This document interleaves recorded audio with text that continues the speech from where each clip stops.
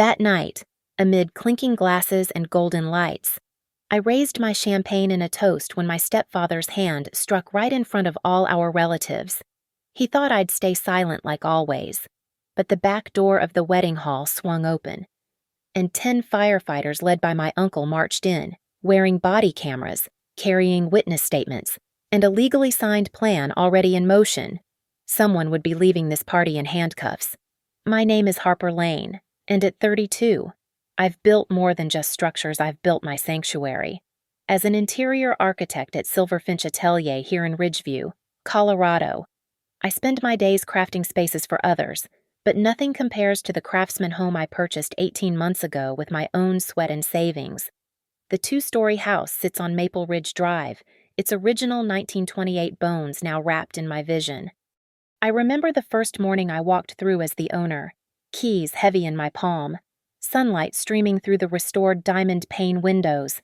The kitchen island Calicotta quartz with waterfall edges took 3 months of overtime to afford. I installed under-cabinet lighting myself, each LED strip a small victory against the chaos I grew up in. The master bedroom became my masterpiece. Charcoal walls that shift from slate to storm depending on the mountain light. A custom walk-in closet with soft, close drawers measured to the millimeter. The bathroom, my sanctuary within a sanctuary, features a wet room design with rainfall shower and a soaking tub positioned beneath a skylight I had specially installed. On clear nights, I can see stars while the water steams around me. Every corner whispers the same truth: I did this alone. No help from Patricia Rourke, my mother, who spent my childhood telling me I'd never amount to what my younger sister Sabrina could be. No support from Dale Rourke, my stepfather since I was 8, whose contractor hands built other people's homes while his words tore down my self-worth. 6'3" of muscle and spite. Dale taught me that family could be the enemy living inside your walls. Sabrina, golden child at 28, never had to fight for anything. While I worked 3 jobs through college, she got her tuition covered. While I saved for my down payment, she planned her engagement to Tyler Brooks' handsome, weak-willed Tyler who bends like prairie grass to whatever wind blows strongest. I chose this house deliberately. The previous owners had maintained it perfectly, but it needed personality, intention, love. The living room fireplace now showcases restored tile work I sourced from an architectural salvage yard in Denver. The original hardwood floors, refinished by hand over 6 weekends, gleam like honey under morning light. The back deck, reinforced and extended, overlooks the valley where fog pools between pine trees at dawn. This house stands as evidence that Patricia was wrong when she said I'd never have anything worthwhile. Evidence that Dale's predictions of my failure were just the rantings of a small man who needed others to feel smaller. Evidence that I could transform damage into something beautiful, one carefully selected paint swatch at a time. The mortgage is in my name alone. The deed reads Harper Lane, a single woman. Every payment comes from my Wells Fargo account. Documented, traceable, mine. I keep the paperwork in a fireproof safe grant deed. Title insurance. Every receipt for every improvement. Some people keep photo albums of family memories. I keep proof of ownership. Standing in my kitchen that evening 6 weeks ago, grinding coffee beans in the burr grinder I'd saved for months to buy, I thought I'd finally escaped them. The house was my boundary, my Declaration of Independence written in wood and stone. I was wrong. Family, I would learn, doesn't respect boundaries unless you enforce them with something stronger than walls. The reconciliation dinner was Patricia's idea, scheduled for 7:30 on a Thursday evening at my house. I should have known better when she insisted on hosting it here rather than her own home. Neutral ground, she'd called it, though nothing about my sanctuary was neutral when it came to them. I'd prepared carefully not the food, but myself. Black slacks, cream silk blouse, my grandmother's pearl earrings that Patricia always coveted, the dining table, a live edge walnut piece I'd commissioned from a local craftsman, was set with my good plates, the ones I bought myself after my first promotion. They arrived together, Patricia, Dale, Sabrina, and Tyler moving through my front door like an invasion force. Dale's boots, deliberately muddy, tracked across my entryway. Patricia's eyes cataloged everything, that familiar, calculating look that meant she was appraising, comparing, resenting. "The house looks adequate," she said, fingertips trailing along my console table, checking for dust that wasn't there. Sabrina wandered straight to the master bedroom hallway, Tyler trailing behind her like a lost retriever. "Oh my God, Harper, this is gorgeous," she called out, her voice carrying that particular pitch that meant she wanted something. We sat down to dinner, rosemary chicken, roasted vegetables, a simple salad. I kept refilling wine glasses, though I barely touched mine. The conversation circled like vultures work. Weather. Sabrina's wedding plans for next month. Then Patricia set down her fork with that deliberate clink that preceded every ambush of my childhood. "We need to discuss the wedding gift," she announced. "Dale and I have decided Sabrina and Tyler will be taking the master suite." The words hung in the air like smoke from a fire not yet visible. I carefully cut another piece of chicken. "The master suite where, here, obviously," Patricia's tone suggested I was being deliberately obtuse. "You have all this space for one person. It's selfish, really. Sabrina needs a proper start to married life." "I'm confused," I said, though I wasn't. "Are you asking if they can visit?" Dale's fist hit the table. The wine glasses jumped. "Don't play stupid, girl. Your sister needs this house. You can move back to your apartment." "I sold my apartment to buy this house." "Then rent another one." His face was flushing that particular shade of red that used to send me hiding in my closet as a child. "Family helps family." "I am helping. I'm hosting dinner." The slap came fast, Dale's open palm across my left cheek, the sound sharp as breaking glass. My pearl earring flew off, skittering across the hardwood.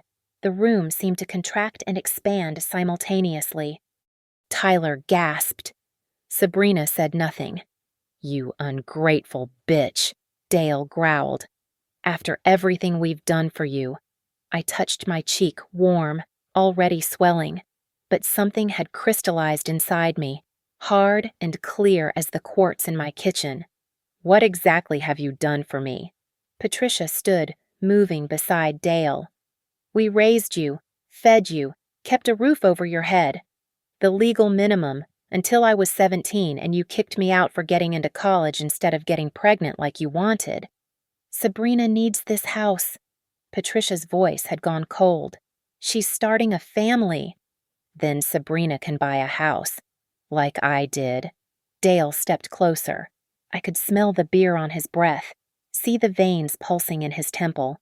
"You're going to sign it over, make it a gift, or what?" I stood too, though he towered over me. "You'll hit me again, in my own house, the house I own, sole and separate."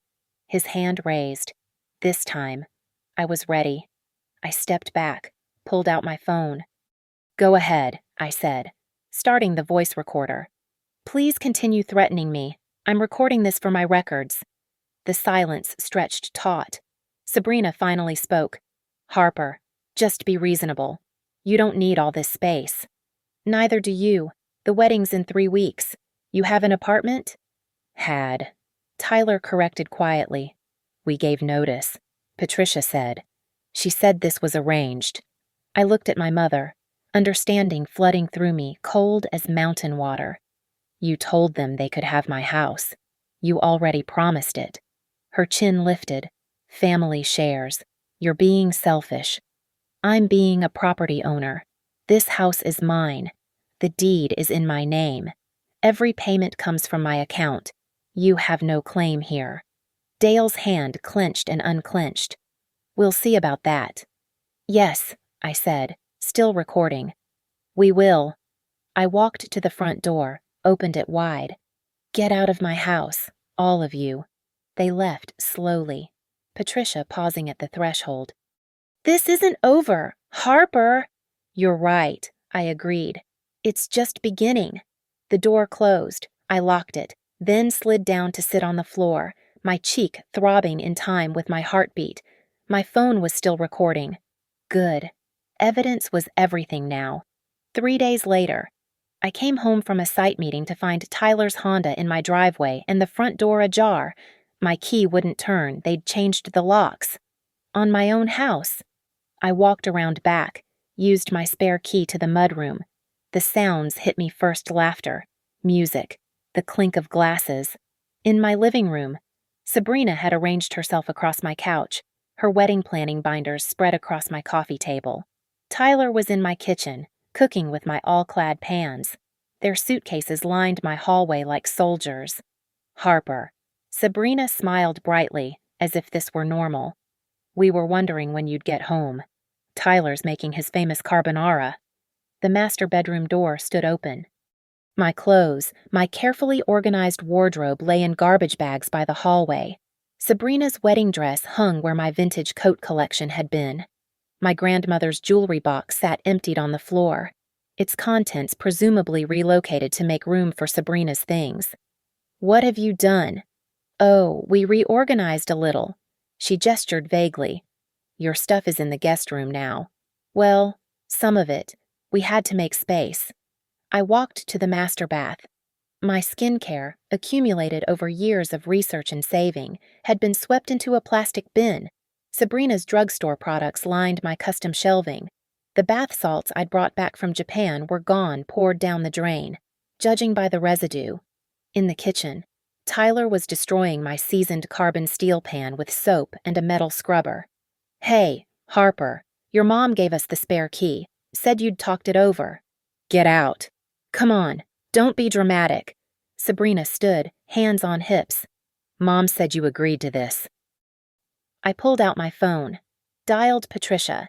She answered on the second ring, voice syrup sweet.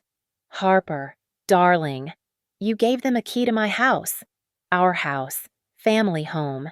Dale and I have been thinking since you're being difficult about the gift, we'll just consider it a family property, shared ownership. That's not how property law works. Possession is 9/10. I hung up, called 911. I need to report a break-in. 2 people have entered my home without permission and won't leave. Sabrina's face went white. Harper, you can't. Address is 457 Maple Ridge Drive. I'm the sole owner. They've changed my locks and moved in without consent. The dispatcher said units were 20 minutes out. I documented everything while waiting. Photographed the garbage bags of my belongings, the changed locks, their suitcases, the destroyed pan. I live-streamed it to cloud storage, narrating every detail. When the officers arrived, Sabrina had her story ready. It's a family misunderstanding. Our mother said we could stay here. Officer Martinez looked at me. Ma'am, are you the homeowner? I pulled up the deed on my phone, showed him the mortgage statements, my driver's license matching the address. Sole owner. They have no rental agreement, no permission. They changed my locks. She's my sister, Sabrina protested. And this is my house. I showed Martinez the bags of my belongings. They've damaged property, stolen items, and refused to leave. Tyler stepped forward. Patricia Rourke said, Is Patricia Rourke on the deed? Martinez interrupted. No. Then she can't give you permission to enter. It took 2 hours, but they left. The officers supervised while they gathered their things. I counted every item to ensure none of mine went with them. The locksmith I'd called arrived as they were loading Tyler's car. This is insane, Sabrina hissed. We're family. Family doesn't break into each other's homes. She threw my grandmother's jewelry box at me empty, broken at the hinges. Keep your precious house, but you're done. You're out of the wedding, out of our lives. Promise. That night, I had new locks installed on every door, the windows secured with additional locks, and a security system scheduled for installation. I sat in my recovered master bedroom, surrounded by garbage bags of my belongings to be reorganized, and called my mother one more time. You've destroyed this family. Patricia spat before I could speak. No, I've refused to be robbed by it. Sabrina's wedding is in 3 weeks. You'll apologize before then. Give them the house as their wedding gift. Or what? Patricia. or you'll learn what it means to be truly alone. I already know. I've been alone since I was 8 years old, the day you brought Dale into our lives. Silence. I'll see you at the wedding, I said. Sabrina did invite me, after all. You wouldn't dare show your face. Watch me. I hung up, then scrolled through my contacts to a name I hadn't called in years, Nadia Cole, my college friend who'd become a real estate attorney.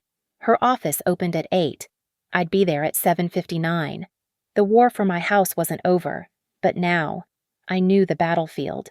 Nadia Cole's office occupied the 3rd floor of a restored Victorian on Pearl Street.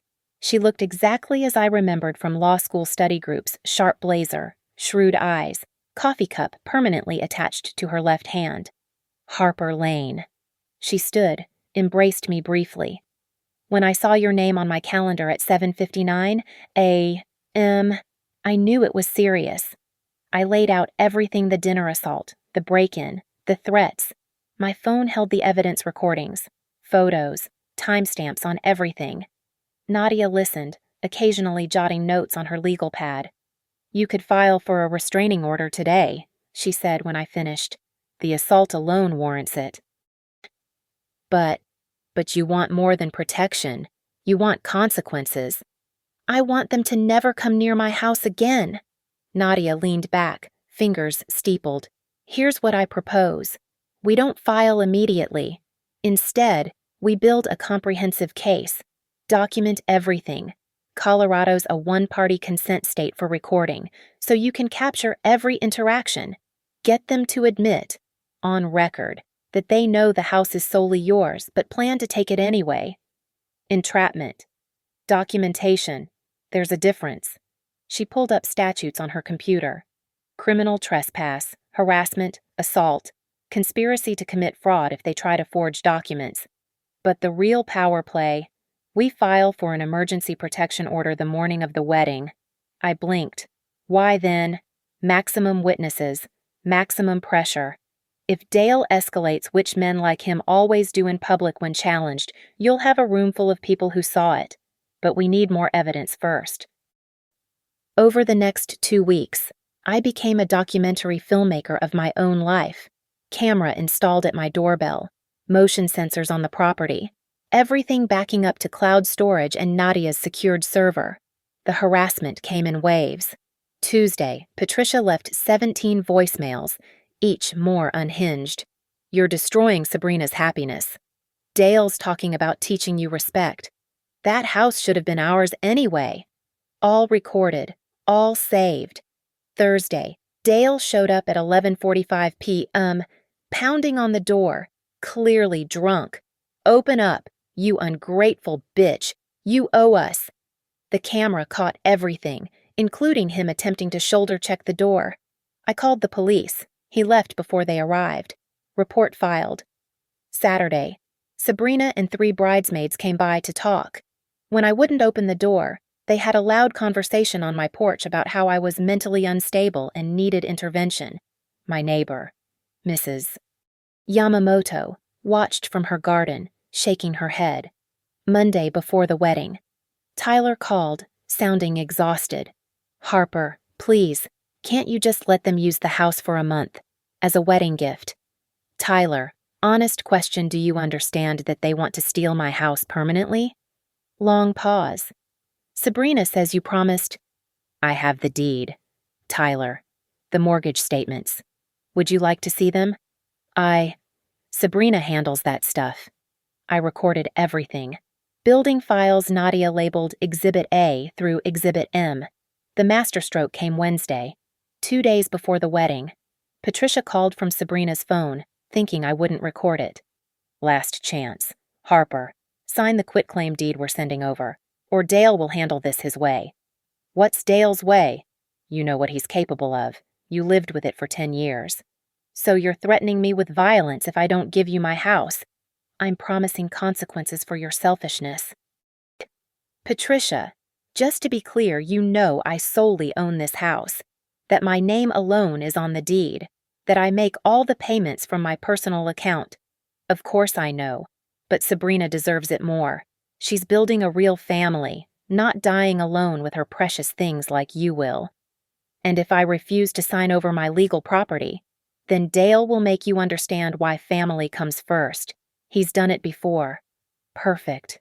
That afternoon, I met with my Uncle Mike Donnelly at his fire station. Uncle Mike, my father's brother, the one person who'd tried to intervene during my childhood, listened to the recordings with his jaw clenched. Harper, why didn't you call me earlier? I needed evidence first. He stood, all 6'4" of firefighter authority.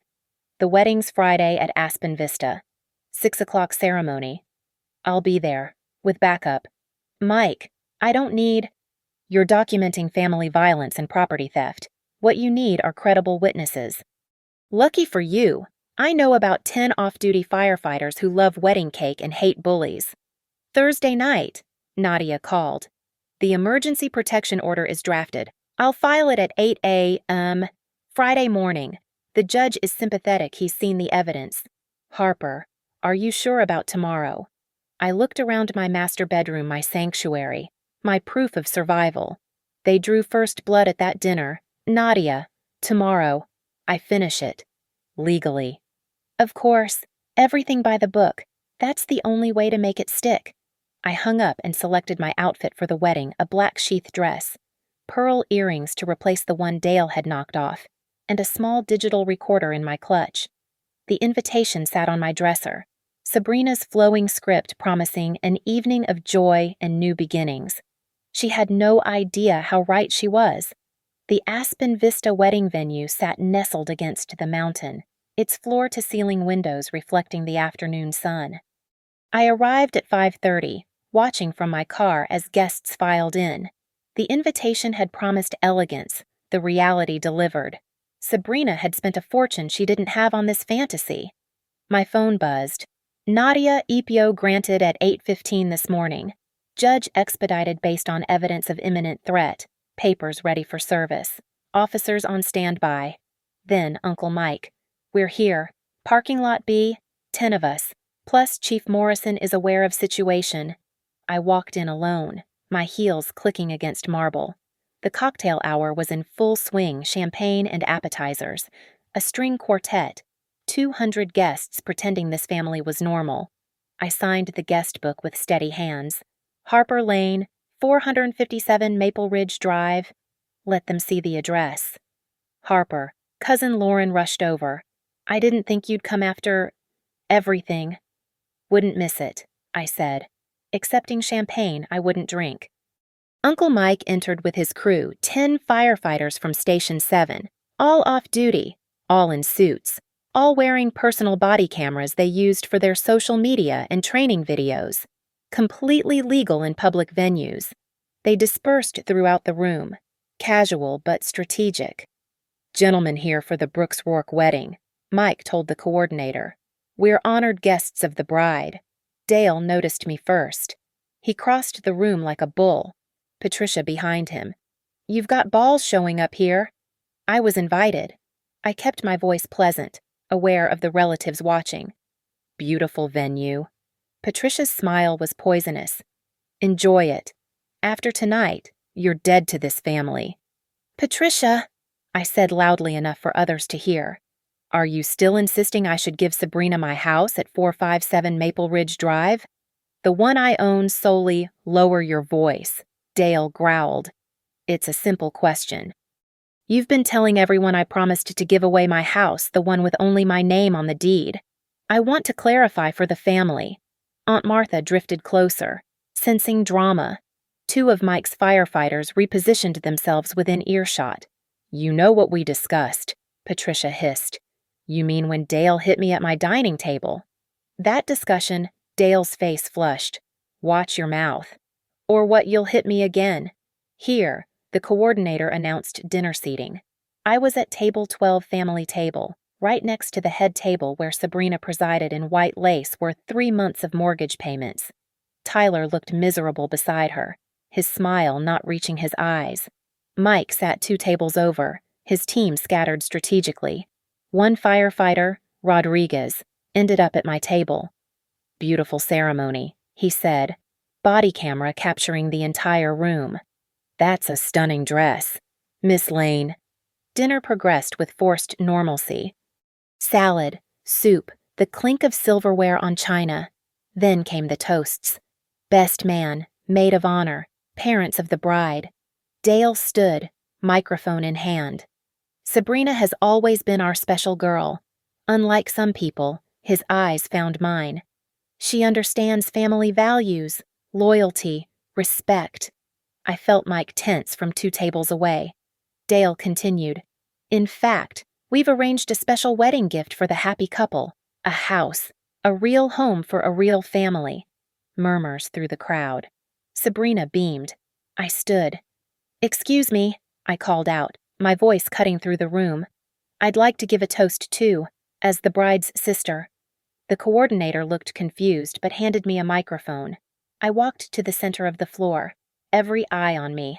Mike's firefighters subtly activated their cameras. Sabrina, Tyler, congratulations. I raised my champagne. I want to share a story about determination. 2 years ago, I decided to buy a house. I worked overtime, saved every penny, went without vacations or new clothes. 18 months ago, I closed on 457 Maple Ridge Drive. Deed in my name alone. Harper Lane, single woman. Every payment from my account. Sabrina's smile faltered. Patricia stood. That house, I continued, represents my independence. My proof that despite being told I was worthless, despite being hit, despite being called a failure, I built something beautiful. With my own hands, my own money, my own name on every document. Shut up! Dale roared, storming toward me. Dale seems upset that I won't give my legally owned property to Sabrina as a wedding gift. Patricia promised them my house without my consent. They broke in, changed my locks, threw my belongings in garbage bags. Gasps from the guests. The firefighters moved closer. And when I refused to sign over my deed, I turned to face the room fully. Dale threatened violence. It's all recorded. Every threat. Every admission that they know the house is mine but want to steal it anyway. You lying bitch! Dale lunged forward. I didn't move. I didn't need to. Mike and 3 firefighters intercepted him instantly, their training evident in how smoothly they contained him without excessive force. Rodriguez steadied me as Dale struggled against Mike's grip. That's enough. Dale, Mike said, his chief's voice carrying authority. Step back. Get your hands off me. The back doors opened. 2 uniformed officers entered, followed by a process server. Right on schedule. Dale Rourke. The server stepped forward. You're being served with an emergency protection order. You are required to stay 500 feet from Harper Lane and her residence at 457 Maple Ridge Drive. The room exploded in chaos.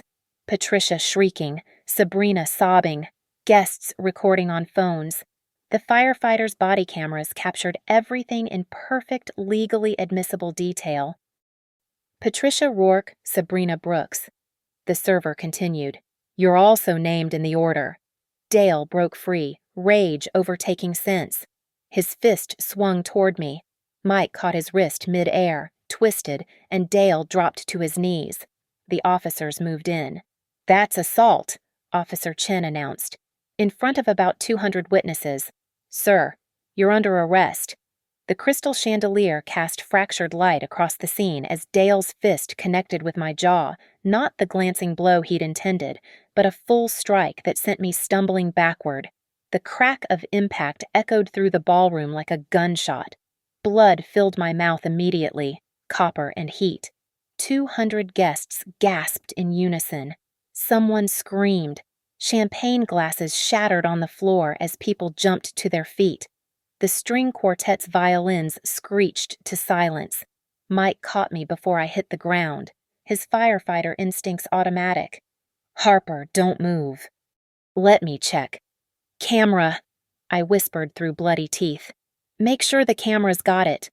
They had 10 body cameras, dozens of phone recordings, the venue's security footage all capturing Dale Rourke, in his father of the bride tuxedo, punching me in the face at his daughter's wedding reception. Rodriguez was already applying pressure to my jaw with a napkin while another firefighter, "Chin, no," Thompson called out. "We need ice here now." Dale stood frozen, his fist still raised, as if just realizing what he'd done. The officers moved in swift coordination.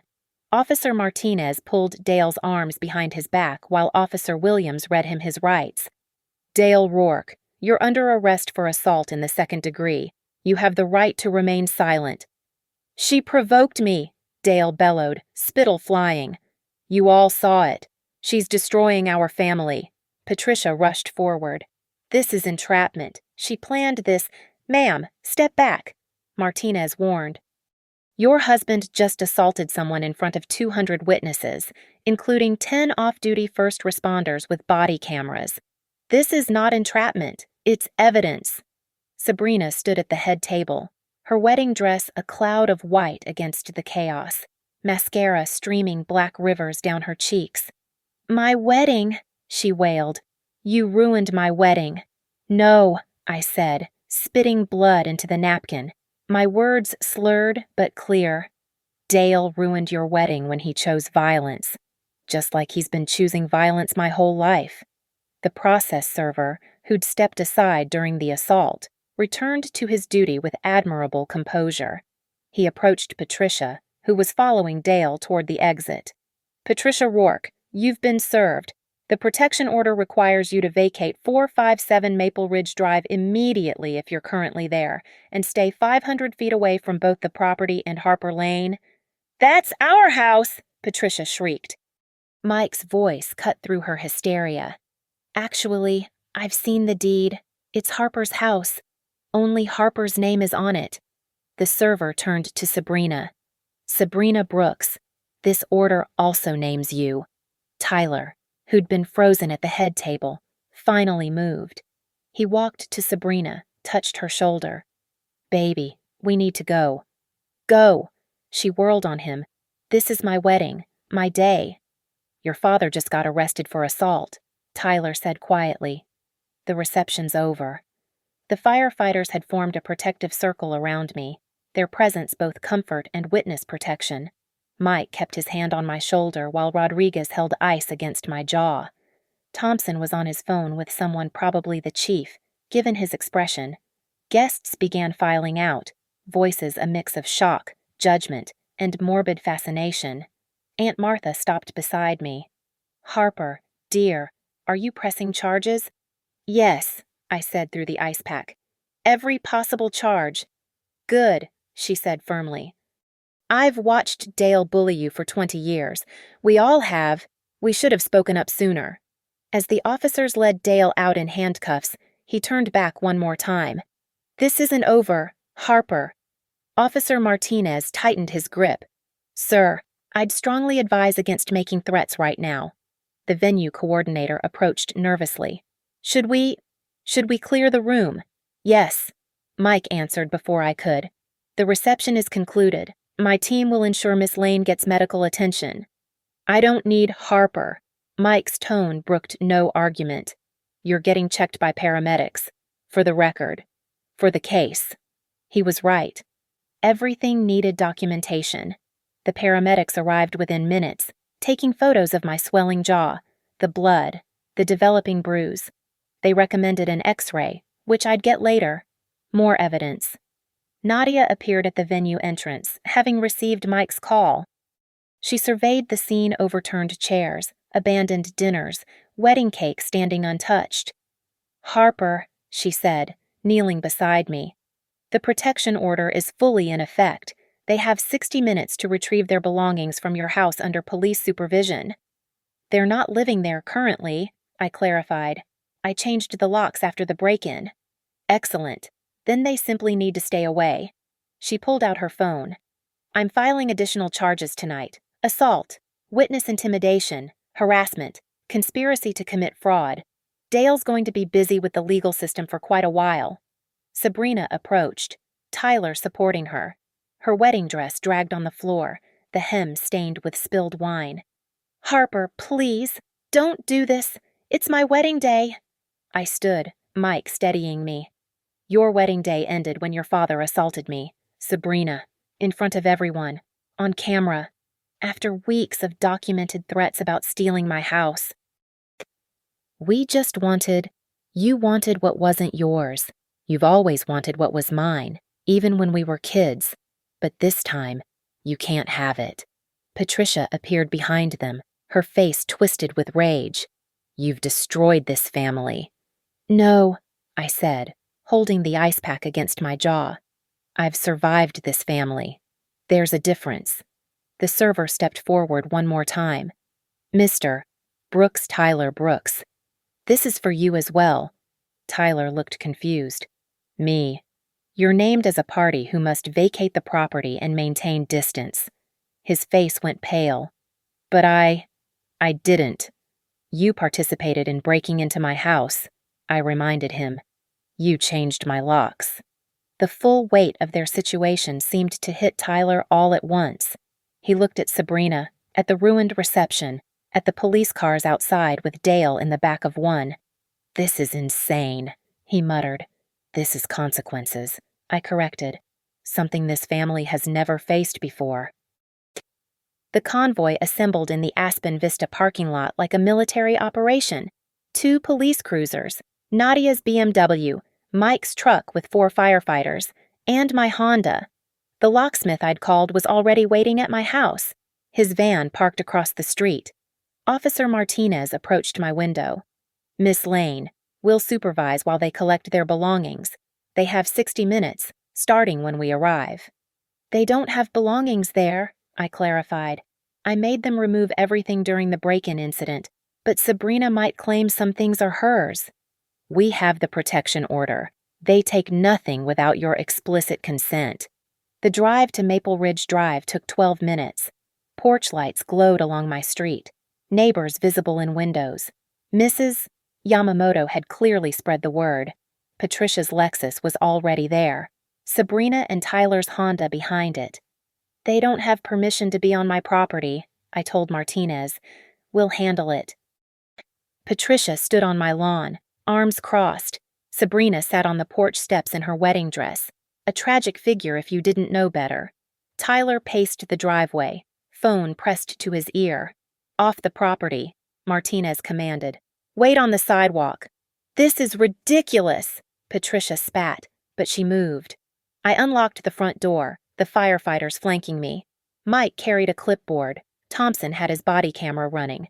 Rodriguez held an evidence bag. 60 minutes, Martinez announced. You may retrieve personal items that you can prove ownership of. Miss Lane will verify each item. They filed in like defendants entering court.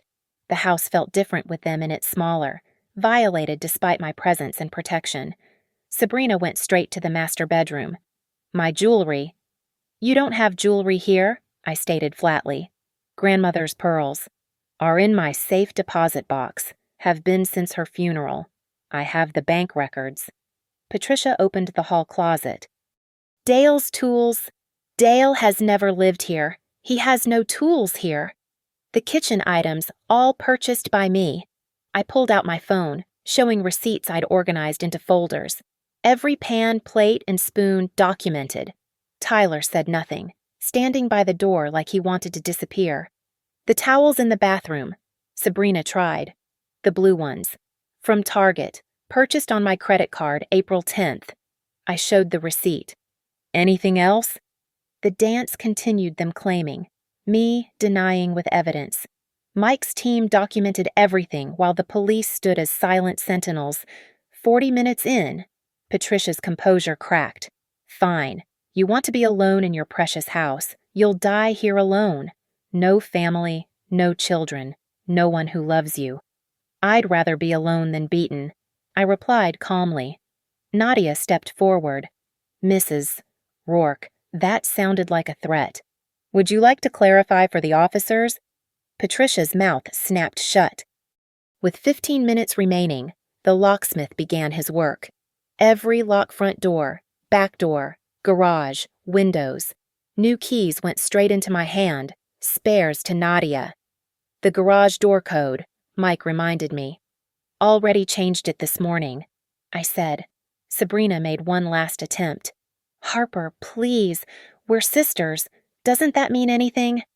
It meant everything, I said. Until you tried to steal my home. Until you stood silent while Dale hit me. Until you chose greed over family. We had plans, she whispered. The nursery was going to be in the guest room. Then you should have planned to buy your own house. Martinez checked his watch. Time's up. Everyone out. They filed out Patricia, rigid with rage. Sabrina deflated in her ruined dress.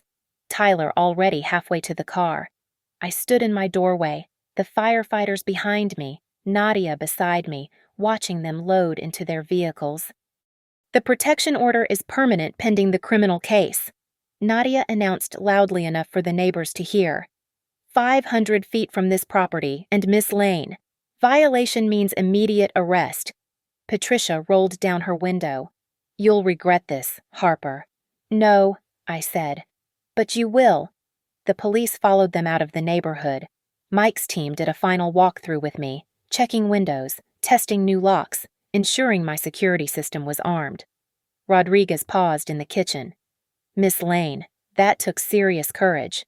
It took planning, I corrected. And witnesses. Thompson nodded at the security camera in the corner. These uploading to the cloud. Real time, backed up to 3 servers. Smart, Mike said. Dale won't take this quietly. Dale's in jail, Nadia reminded us. Bail hearings Monday. I'll argue flight risk and danger to the victim. That video of him punching Harper at the wedding judge will keep him locked up. They left one by one handshakes, promises to testify if needed. Mike's embrace lasting longest. Your dad would be proud, he said quietly. Standing up to bullies, protecting what's yours. Using the law instead of fists, I added. That too. Finally. Just Nadia and I stood in my living room. She pulled out a manila folder. Copies of everything. Protection order, arrest report, your deed, all the evidence we've submitted. She set it on my coffee table. The criminal case against Dale will take months. The protection order stands regardless. If any of them come near you or this house, call 911 immediately. Tyler seemed shocked, I observed. Tyler's learning that marrying into a criminal family has consequences. She gathered her briefcase. Harper, you did everything right. The documentation, the witnesses, the legal framework. It's textbook. I had a good teacher. She smiled. No, you had good instincts. I just helped with paperwork. After she left, I locked the door my new lock. My door. My house. I walked through each room, reclaiming them with my presence.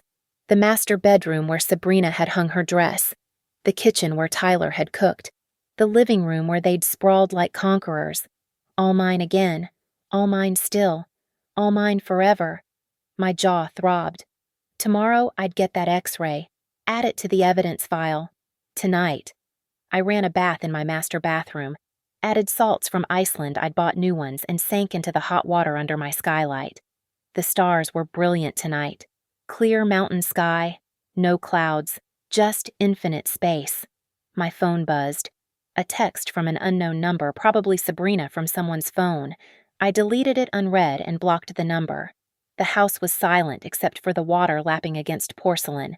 My house, protected by law, defended by truth, witnessed by dozens. The house stood empty except for me. 3 weeks had passed since the wedding disaster. Dale remained in county lockup bail denied after the judge watched the footage of him attacking me. Patricia had tried calling from various numbers until Nadia filed additional harassment charges. Sabrina and Tyler had vanished. Rumors said they'd moved to his parents' place in Nebraska. I walked through my front door at 6:15 p.m., arms full of groceries.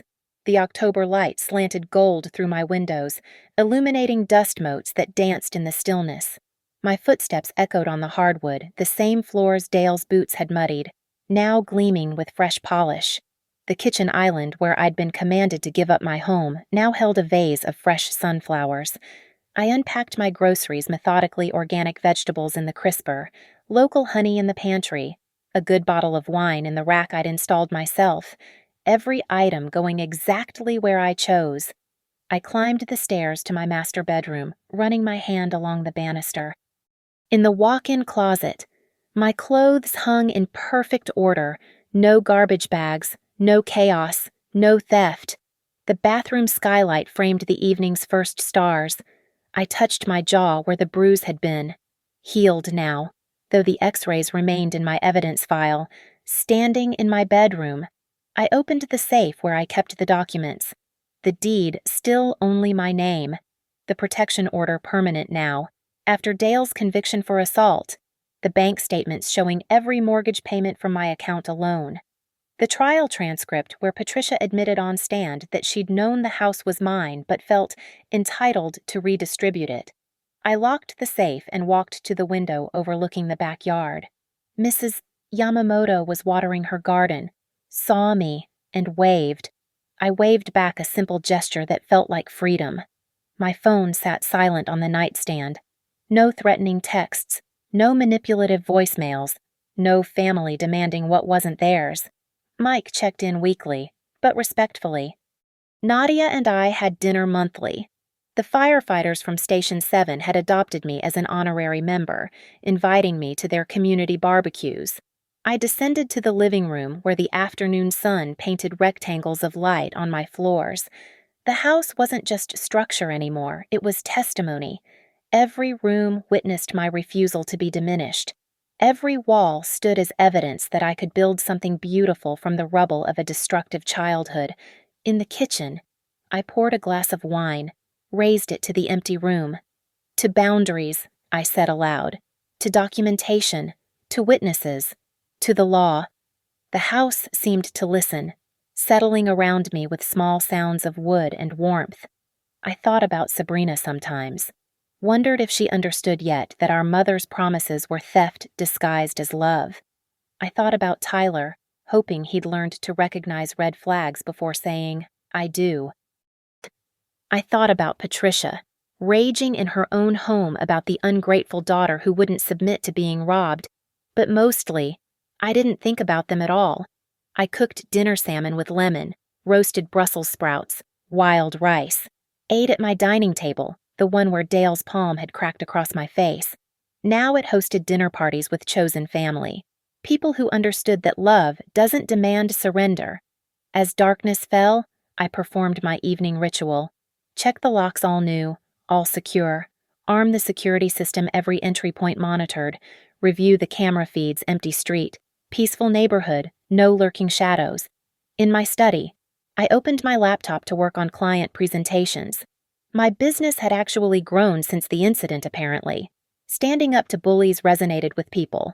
3 new contracts this month alone, all wanting the designer who'd defended her own design for living.